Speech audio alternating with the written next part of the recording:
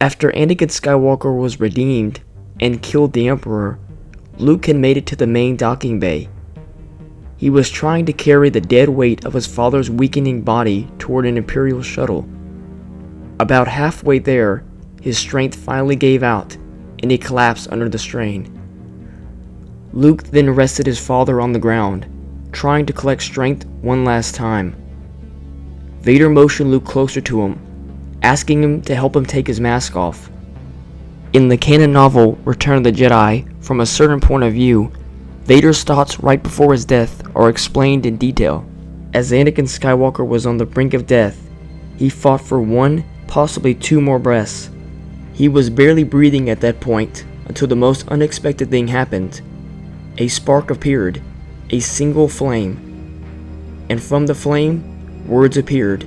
He was able to tell Luke to tell his sister that he was right, that he was the one who saved him. With that, Anakin sank into the void of the Force with that single flame. Anakin then felt that flame within him. And then everything snapped into a place, a connection beyond time, beyond space, beyond even worlds. Anakin couldn't just see, he heard and felt events that happened in the past. He heard the voices of his mother Shmi, his wife Padme, his first master Qui-Gon, his Padawan Ahsoka, and even his former master Obi-Wan Kenobi.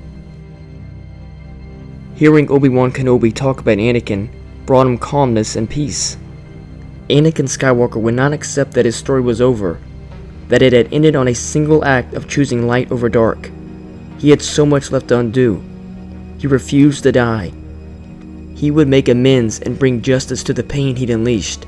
And then he heard a voice call out, "Anakin." He immediately knew it was Obi-Wan Kenobi. He thought somehow he had communicated far beyond this plane of existence. The last time that he had said that name, it came with fury, guilt, hate, and arrogance. Anakin told Obi-Wan that he's not a hero, that he had done such terrible things, that he has caused suffering across all corners of the galaxy. He even admitted to Obi-Wan that he had failed him, and that he took the galaxy from the Jedi. Obi-Wan then told Anakin, "There are many things we keep to ourselves over the course of our lives.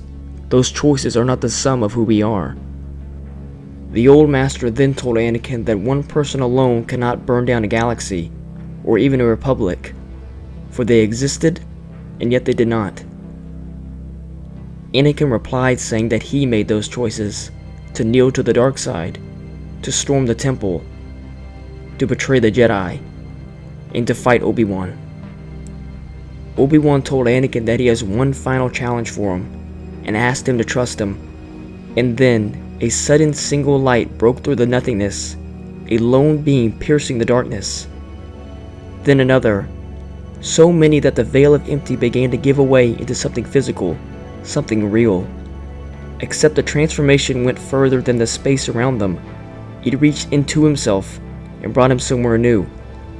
Anakin was able to see trees, layer upon layer of trees, a dense forest where silhouettes blended into the dark of night.